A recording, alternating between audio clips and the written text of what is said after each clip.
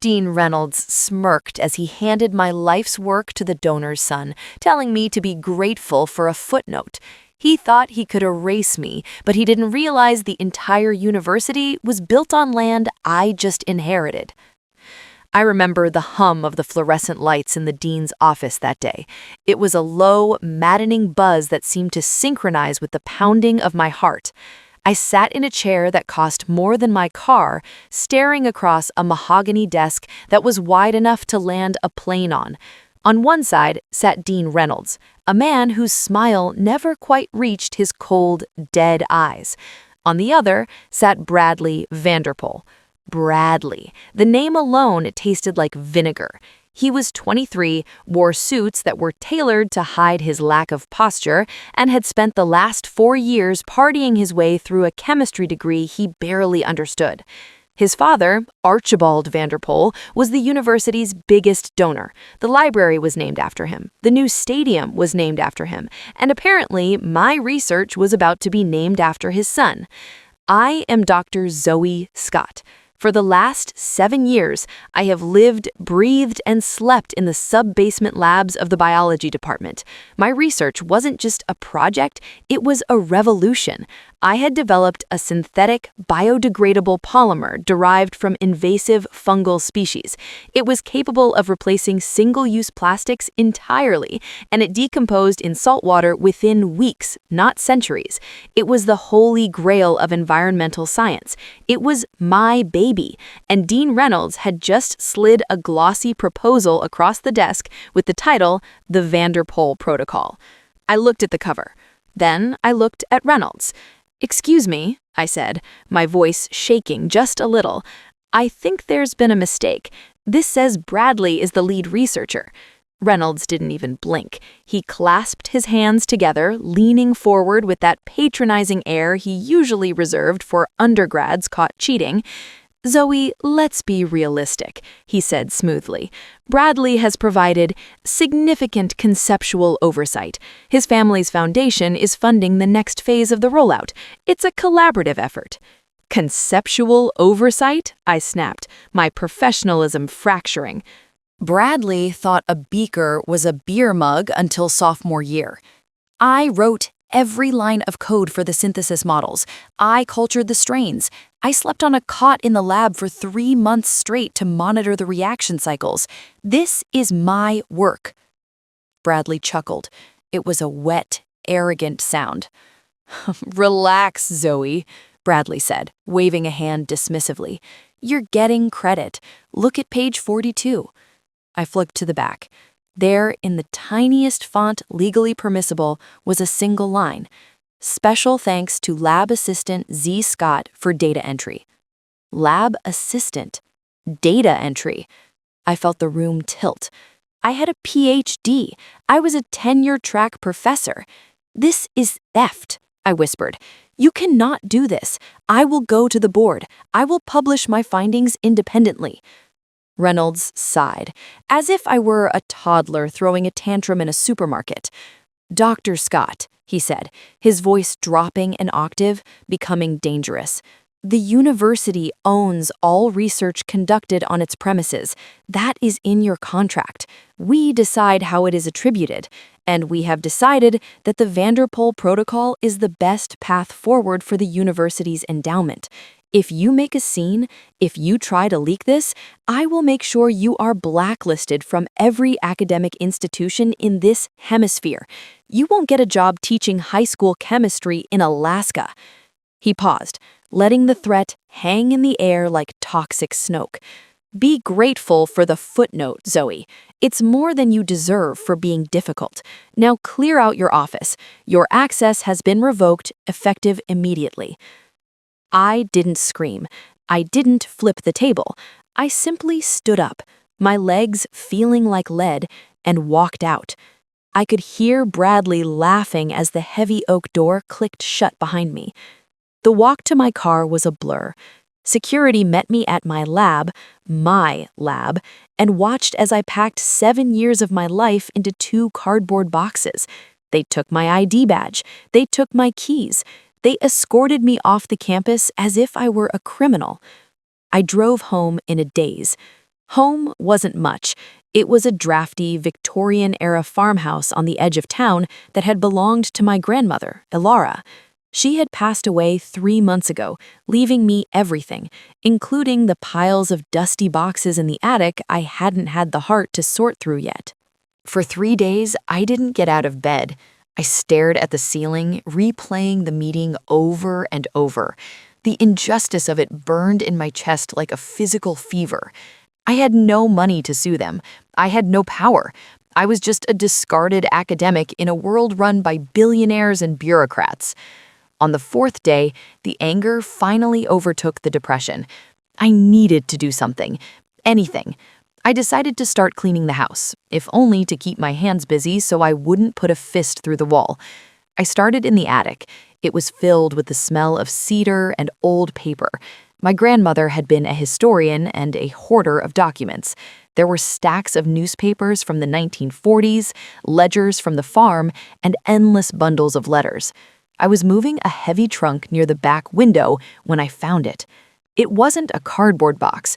It was a heavy iron lockbox, rusted shut. I pried it open with a screwdriver, expecting cheap jewelry or maybe old coins. Instead, I found a single, thick envelope made of vellum wrapped in oilcloth. Inside was a document.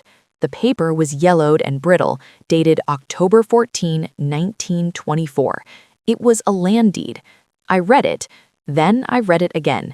Then I sat down on the dusty floor, my hands trembling so hard I almost tore the paper. The deed detailed the transfer of 300 acres of farmland from my great-grandfather, Silas Scott, to the trustees of what was then the Hargrave College, now the university that had just fired me. But it wasn't a sale. It was a lease, a 99-year lease. My eyes darted to the date again, October 14, 1924. I pulled out my phone and checked the date. Today was October 12, 2023. The lease expired in 2 days. I scrambled to read the fine print. The legalese was dense, archaic, but clear enough for me to understand the gist.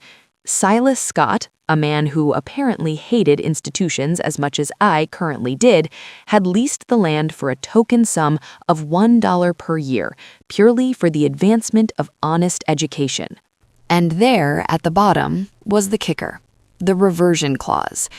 Upon the expiration of this 99-year term, or upon the violation of the moral integrity clause herein described, all rights, titles, and interests in the land, and any structures erected thereupon, shall revert immediately and in full to the direct living heirs of Silas Scott. Renewal of this lease is at the sole discretion of the heir, subject to terms they see fit. I sat there for an hour, just breathing.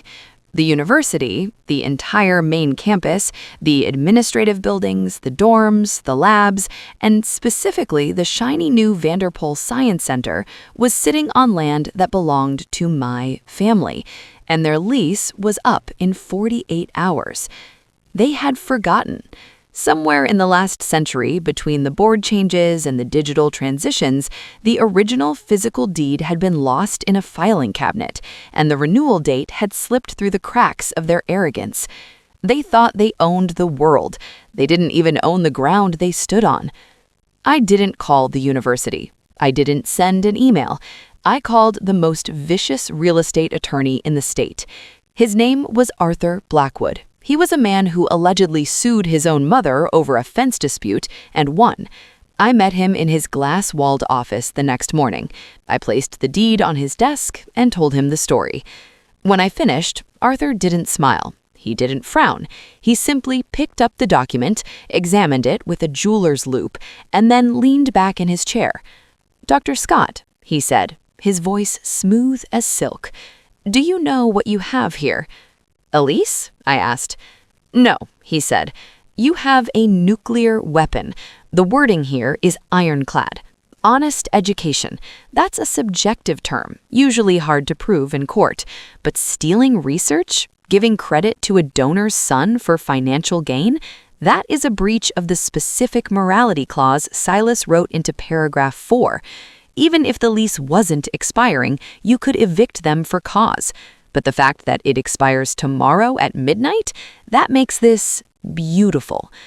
What do we do? I asked. Arthur cracked his knuckles. We let it expire. We let the clock strike midnight. And then, Dr. Scott, we go collect your rent. The next 48 hours were a blur of nervous energy. I watched the clock tick down. I imagined Dean Reynolds sleeping soundly in his suburban McMansion, dreaming of the donor money rolling in. I imagined Bradley bragging to his friends about his discovery. October 14th came and went. Midnight struck. At 8 a.m. on October 15th, Arthur Blackwood sent a courier to the dean's office. It wasn't a lawsuit. It was a notice to vacate. I wasn't there to see it, but Arthur told me later what happened. The courier handed the envelope to Reynolds' secretary. She opened it, laughed, and walked it into his office. Reynolds apparently called legal, assuming it was a prank. By 9 a.m., the university's general counsel was frantically searching their archives. By 10 a.m., my phone rang. It was Dean Reynolds. "Zoe," he said, his voice tight, "we received a very amusing letter from a Mr. Blackwood. I don't know what game you're playing, but forging land deeds is a felony." I leaned back in my chair, sipping coffee in my kitchen. "It's not a forgery, Dean. It's the original. And if you check your own basement archives, I'm sure you'll find the carbon copy. You're trespassing on my property.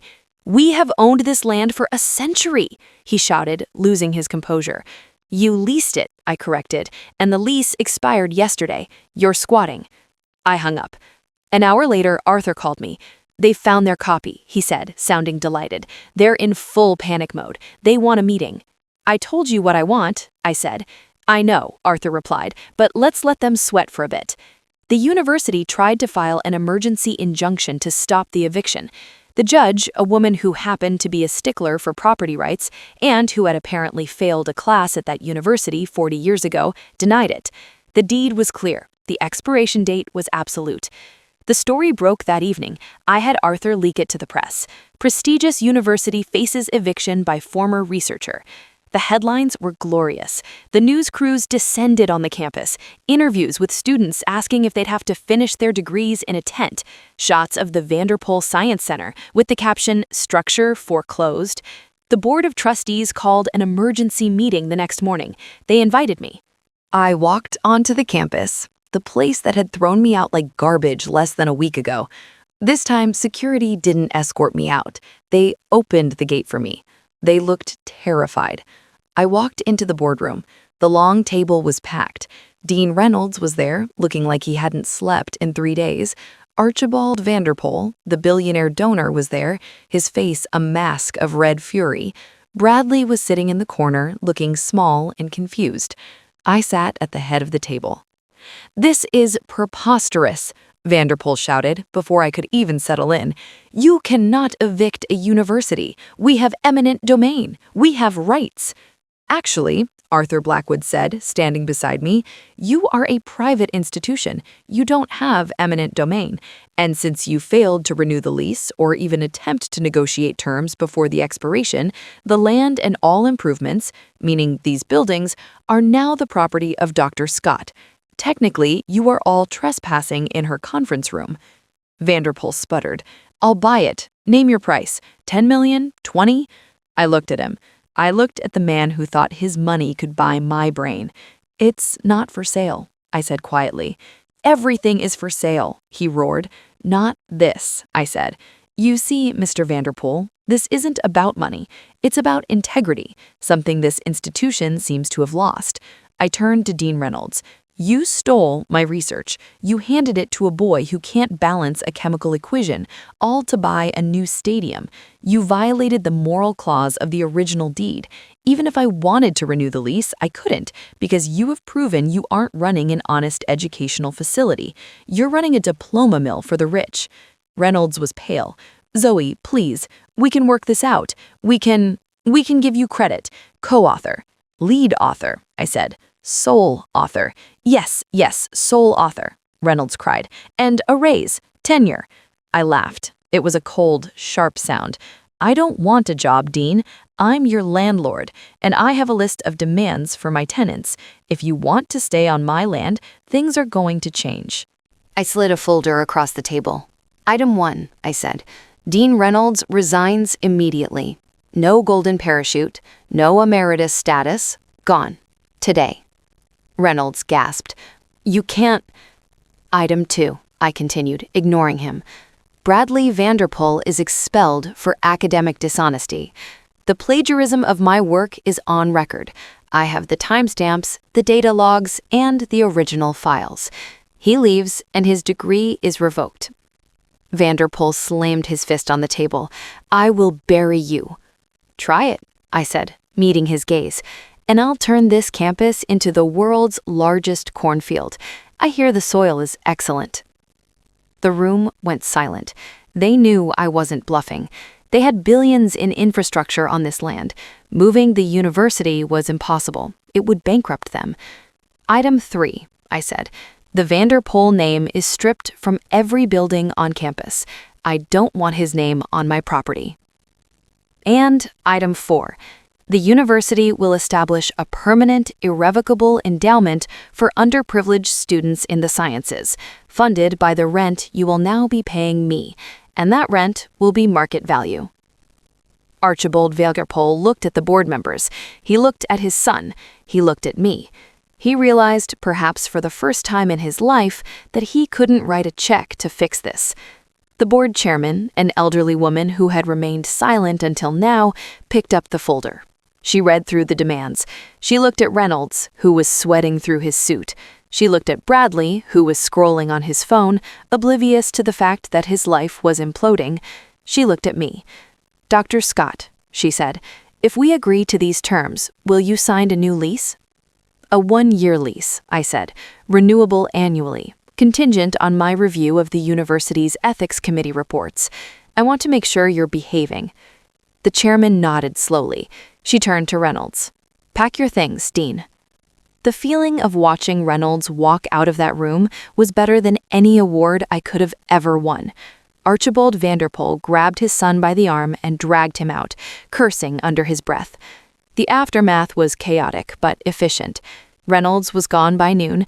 Bradley's expulsion was processed by 2 p.m. The signage on the Vanderpool Science Center was covered with tarps by evening. I didn't take my old office back. I took the dean's office. I spent the next few months restructuring the department. I hired back 3 other researchers Reynolds had fired for budget cuts. I fully funded the student lab programs. The Scott Protocol was published in Nature 6 months later. It revolutionized the industry. I won the awards, I gave the speeches. But the best part wasn't the fame.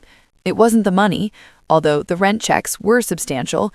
The best part was walking across the campus in the evenings. I would watch the students studying on the quad, the lights flickering in the library, the hum of genuine learning returning to the place. One afternoon, about a year later, I saw a young man sitting on a bench near the fountain. He was crying, holding a letter. I stopped. Everything okay? I asked. He looked up, wiping his eyes. Yeah, I got my tuition bill. I thought I was going to have to drop out. My dad lost his job, but this letter says my balance has been covered by the Scott grant. I can stay. He looked at me, not knowing who I was. I don't know who this Scott person is, but they saved my life. I smiled, looking at the sturdy brick buildings that stood on my grandmother's land. She's just a landlord, I said, but I think she likes having you here. I walked away, leaving him to his studies. They tried to bury me. They tried to erase me, but they forgot the most important rule of all. Never build your castle on someone else's dirt, especially if you plan on treating them like dirt, because eventually the landlord comes to collect, and the rent is always due.